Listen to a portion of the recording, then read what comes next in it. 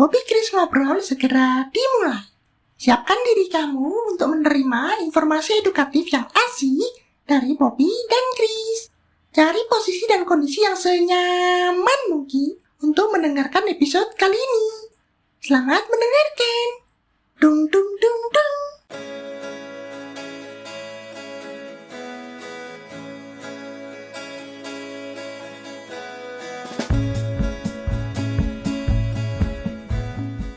Selamat datang di Omi, obrolan minggu ini. Segmen yang akan membuat kamu lebih termotivasi, terinspirasi, dan lebih semangat menjalani hari-hari kamu. Semoga kamu selalu sehat dan tetap semangat ya. Seperti janji di mini podcast beberapa hari lalu, Bocin balik lagi nih ya ke Sobat Poci dengan episode terbaru. Sempat off 2 minggu ya karena Chris baca buku Stoik Apala itu lah. Nah, Sobat Poci belum tahu, Bocin ada mini podcastnya. Wah, kebangetan ini. Habis dengerin ini, bisa langsung cek deskripsi podcast ini ya. Mini podcastnya ada di banyak platform. Ada di Swell, di LinkedIn, ada di Buy Me Coffee, dan yang terbaru itu Substack. Nah, bisa dengerin di situ. Nah, podcastnya seperti biasa, ada ciri khas ya Bobby dan Chris lah. Bukan Stoik Apalah itu nama bukunya. Nama bukunya itu Filosofi Teras. Yang mana tahu Bobby kan gak baca. Pasti musingin lah baca buku-buku sulit, filosofi gitu. Kebetulan buku Filosofi Teras ini nggak serumit yang Bobby dan mungkin Sobat Poci bayangin sih. Isinya cukup aplikatif, mudah dicerna. Tapi juga ada beberapa teori yang dimasukkan teknis-teknisnya gitu ya. Sehingga orang-orang yang sepertiku yang ingin tahu lebih detail tentang asal-muasalnya filosofi Stoa atau Stoik ini jadi lebih tertarik baca gitu. Ada juga humor di dalamnya. Bukan father jokes-an ya? Enggak lah. Meskipun yang buat father sih, tapi ya bercandaan ringan aja sih. Ya tapi ini bukan review buku kan ya. Ngebosenin kalau cuma review aja. Ya pastinya review versi Bobby dan Chris kan, kayak biasa. Masa Bobby lupa? Namanya juga udah lama ya ndak take episode ini Omi ini. Ya masa hampir jalan 4 tahun Bocin ini jalan, masa lupa sih formatnya kayak gimana. Bobby kecil-kecil masa udah pikun. Wah, Chris mulai ngeledek Bobby nih, ndak asik. Ya kan godain sekali-sekali gak apa-apa. Ya kan bagiannya Bobby kalau ngeledek Chris. Ya udah. Nanti deh pas pembahasan tentang Stoik ini puas-puasin tuh ngeledek tuh. Udah lama juga kan gak ngelakuin. Oke, langsung aja pembahasan itu Stoik dari filosofi terasi. Bukan terasi buat masakan, teras. Ya biar lucu. Oke, langsung aja kita bahas filosofi teras tentang Stoik. Benernya udah agak kasep sih atau telat ya baru bahas Stoik ini tahun 2025. Kayak hype-nya udah gak terlalu gitu karena bukunya sendiri, Filosofi Teras, itu keluarnya tahun 2019. Tapi menurutku sendiri pembahasannya masih relevan untuk diterapkan saat ini bahkan juga di masa depan. Bagi Sobat Boci yang belum tahu filosofi teras, stoik itu apa gitu ya. Ini sebenarnya mungkin aku bisa bilang salah satu atau satu-satunya, belum aku cek pastinya sih, buku berbahasa Indonesia yang paling awal membahas soal stoik. Penulisnya ini namanya Henry Manambiring. Piring kok ditanam masa bisa? Bukan piringnya ditanam dalam tanah gitu sih Bobby. Itu nama marga, nama keluarga suku Minahasa, Sulawesi Utara itu Manambiring. Nama keluarga, pikir piring ditanam. Ya enggak lah itu. Ada banyak yang nama keluarga di Indonesia. Indonesia ya sukunya kan ribuan. Yang jelas banyak berarti nama-nama seperti itu. Oke, aku lanjutin lagi pembahasan ke Stoik itu sendiri. Inti konsep dari Stoik atau Stoicism ini adalah hidup selaras dengan alam. Maksudnya ya Sobat Boci sebagai manusia punya akal, punya perasaan. Pastinya ya manusia kan selalu dilengkapi dua itu gitu. Nah itu yang membedakan kita sama yang lain gitu. Sama binatang, sama tumbuhan, sama benda mati. Nah di Stoik ini mengajarkan bahwa kita menggunakan yang pertama, menggunakan akal. Atau istilahnya itu nalar dibandingkan yang kedua tadi, perasaan. Oh berarti masuk Chris nggak boleh pakai perasaan gitu ya? Kok jadi kejam gitu? Bukan nggak ada perasaan dingin kayak es gitu sih. Ketika perasaan terlibat dalam suatu kejadian, seringkali membuat pikiran kita tidak berjalan dengan semestinya. Akal atau nalar Sobat Boci ya jadi nggak kepakai gitu. Coba ingat, berapa kali Sobat Boci mengambil keputusan atau melakukan sesuatu lebih mengikuti perasaan hati dibandingkan akal sehat. Habis ngelakuin itu, Sobat Boci nyesel deh sama hal itu. Kalau aku sih sering. Gak tahu Sobat Boci berapa kali. Tapi manusia kan diciptakan itu perasaan. Karena tadi Chris bilang bedakan sama binatang, tumbuhan, benda mati gitu. Betul, itu nggak salah. Perasaan tetap dipakai. Tapi dalam ilmu stoik atau filosofi stoik, nomor satunya tetap menggunakan akal sehat. Ada juga tentang perasaan ya, humanisme, sosial, ya ditunggu aja lah. Oh iya. Terus di stoik ini bahas apa lagi, Chris? Stoik mengajarkan tentang pengendalian emosi negatif. Maksudnya di sini bukan emosinya dikendalikan gitu ya. Kayak Avatar. bukan kayak gitu. Tetapi responnya yang kita kendalikan terhadap emosi tersebut. Di sini lebih mengajarkan Sobat Boci untuk aware, untuk sadar dengan perasaan yang dialami dari sebuah kejadian. Menurut Stoik, semua kejadian itu sifatnya netral. Tidak ada yang positif, tidak ada yang negatif.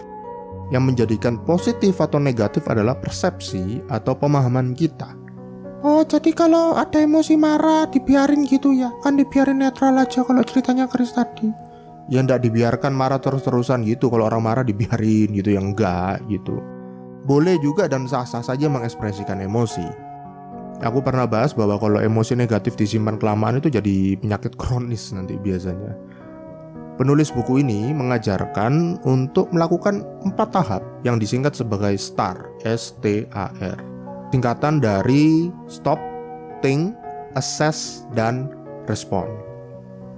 Aku akan jelaskan lebih detail, maksudnya STAR ini kayak gimana sih tahapannya. Ketika Sobat Boci menghadapi suatu kejadian yang menimbulkan emosi negatif gitu ya, seperti marah di contoh Bobby tadi, pertama stop, yaitu berhenti sejenak. Ambil waktu untuk merasakan, aware tadi ya, kenali emosi yang sudah dirasakan. Karena kadang-kadang kita nggak bisa tahu, kita nggak melabeli itu. Oh, ini lagi marah. Berikutnya, ambil nafas, lalu buang selama 3-5 kali, supaya lebih tenang. Berikutnya ke think, berpikir secara nalar, karena sudah stop, sudah ambil jeda waktu gitu, time out, sudah lebih baik bisa berpikir secara nalar dengan sehat. Kita berpikir, apakah kejadian tersebut itu di dalam atau di luar kendali kita? Ini kuncinya dalam Stoik ya. Berikutnya, assess atau evaluasi. Langkah apa yang harus dilakukan untuk menyikapi, menanggapi kejadian tersebut. Terakhir ya respon, seperti namanya, bertindak sesuai evaluasi yang sebelumnya, yang di-assess tadi. Kayaknya ada yang belum tahu deh, atau mungkin belum dijelasin ya. Itu kejadian dalam kendali sama di luar kendali itu yang kayak gimana, Chris? Pembahasan Stoik itu intinya mengatakan tentang dikotomi kendali. Istilahnya nggak terlalu penting sih. Intinya yang penting adalah dari dikotomi kendali, ini jadi pembahasan yang sering dimunculkan dalam buku Filosofi Teras. Lalu dikembangkan lagi jadi trikotomi kendali. Nah, di dikotomi kendali dulu, kita bahas itu dulu. Ada hal yang dalam kendali Sobat Boci, dan ada yang di luar kendali Sobat Boci. Nah, yang di dalam kendali itu contohnya seperti tindakan, persepsi, pemikiran, respon, dan omongan Sobat Boci. Nah, itu semua bisa kita kendalikan karena ada dalam kontrol kita. Yang di luar kendali itu seperti pendapat orang lain, respon orang lain terhadap apa yang kita bilang, sampai levelnya kayak bencana alam, musibah. Mungkin orang bilang apes, lagi sial. Nah, itu di luar kendali kita. Gak mungkin dong kita bisa mengendalikan gitu. Itu Mbak Rara aja bisa mengendalikan cuaca. Bukan itu jauh-jauh pembahasannya gak ke situ. Stoik mengajarkan kalau Sobat Boci fokus dengan hal-hal yang bisa Sobat Boci kendalikan daripada yang tidak bisa dikendalikan. Soalnya ya capek dan istilahnya itu menderita gitu ya. Kalau Sobat Boci terus-menerus memikirkan bahkan mencoba mengontrol hal-hal yang sebetulnya tuh di luar kendali Sobat Boci. Chris tadi bilang ada apa itu trikotomi kendali. Nah berarti ada yang ketiga dong. Tri kan anak ketiga. Gak selalu Tri itu anak ketiga, tapi bener 3 sih gitu. Oke, aku jelasin tentang yang ketiga itu apa. Mungkin dari Sobat Boci ada yang kepikiran, Chris, kalau aspek yang gak masuk ke dua bagian itu gimana? Kayak sesuatu yang di tengah-tengah gitu, atau abu-abu. Misalnya itu bisa dikendalikan sebagian, tapi hasilnya tidak bisa dikendalikan.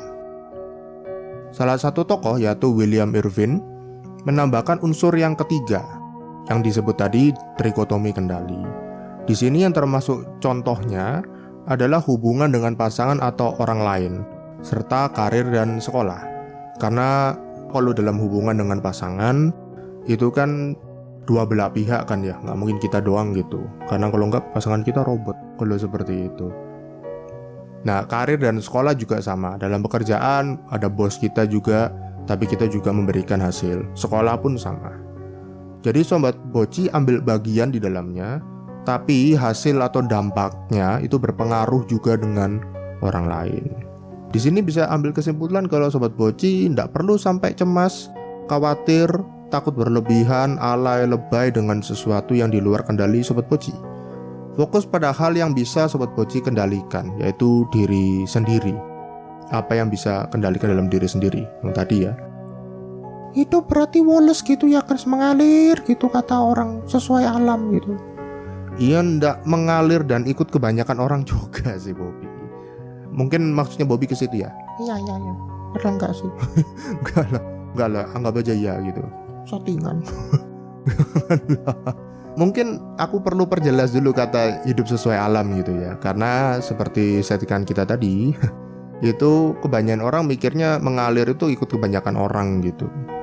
Persepsinya hidup sesuai alam itu begini. Setiap manusia kan punya peranan dan arti di dalam hidup ini ya. Sebagai anak, orang tua, pemimpin, bawahan, pemerintah, dan lain sebagainya. Stoik menekankan bahwa dengan menjalankan fungsi kita masing-masing, itu sudah berjalan sesuai dengan nature atau jalur alamnya masing-masing. Menjalankan fungsi kita masing-masing. Di anak ya kita membantu orang tua, di orang tua berarti bertanggung jawab dengan anak dan seterusnya. Oh gitu. Berarti kalau ketemu orang ngeselin, respon kita gimana, Chris? Nah, tiba-tiba kenapa tanya gitu? Ya kan tadi kalau tak bisa dikendalikan, tapi kan ya masa kesel terus, nanti jadi penyakit lagi. Nah, benar. Poin terakhir yang aku mau bahas tentang Stoik itu soal respon Sobat Boci terhadap orang lain, khususnya yang menurut kita berbuat tidak baik. Stoik mengajarkan beberapa hal yang bisa jadi insight dan wejangan gitu kali ya buat Sobat Boci. Yang pertama, Stoik menekankan bahwa pada dasarnya mungkin orang itu tidak tahu bahkan sengaja untuk berbuat jahat ke kita. Jadi maksudnya persepsinya adalah tidak selalu orang itu sengaja melakukan yang tidak baik. Kebanyakan orang itu tidak tahu gitu. Misal orang ngebut di jalan, tiba-tiba kita di kendaraan gitu, kita di motor atau mobil, lalu motong kendaraan kita. Lalu kita emosikan, wah orang ini nggak tata aturan gitu. Bisa jadi itu alasannya adalah karena orang tersebut itu buru-buru ingin menjenguk keluarganya sedang kritis di rumah sakit. Kita kan nggak tahu, bisa aja kayak begitu. Jadi sebenarnya itu tidak sengaja. Kalau yang kejadian yang berikutnya adalah sengaja, orang yang berbuat ngeselin itu beneran sengaja berniat melakukan hal yang tidak baik ke kita, ada dua hal yang bisa Sobat Boci lakukan. Ada dua opsi. Pertama, itu menasihati orang itu untuk berubah. Ya cukup sulit ya, karena hidup kita sendiri aja susah untuk berubah. Kita mikir orang lain, kita mau mencoba mengubah orang lain gitu. Dan pastinya tidak semua orang mau. Tapi itu yang disarankan oleh Stoik. Yang kedua adalah, jika tidak bisa dinasihati, ya Sobat Boci bersabar terhadap orang itu. Kok bersabar? Kan enak tadi jadi menjadi-jadi dia. Maksudnya adalah, anggap sebagai pembelajaran agar Sobat Boci itu bisa belajar lebih sabar gitu. Sambil juga ya buat batasan ya. Seperti Bobby bilang tadi, gak mungkin dong kita biarin dia seenak-enaknya sendiri gitu. Kita harus buat batasan. agar Sobat Boci tidak terus-menerus intens dilukai atau diserang oleh orang-orang semacam ini yang memang sengaja melakukan hal yang gak baik ke kita. Jadi kurangi intensitas untuk ketemu sama orang ini. Atau bagaimana caranya supaya kita jarang interaksi sama orang ini, karena pasti toksik lah istilahnya gitu. Poppy akhiri episode kali ini dengan quote dari Epictetus, filsuf Stoa di zaman dulu ya. It is not what happens to you, but how you react to it that matters. Ingat semua peristiwa itu netral ya, seperti tadi Chris jelaskan. Jadi respon atau reaksi Sobat Boci yang menentukan itu positif atau negatif. Share episode ini ke teman-teman Sobat Boci ya. Boleh juga komen dan review Boci di platform-platform audio. Pastikan kamu lebih baik dari kemarin. Bye-bye.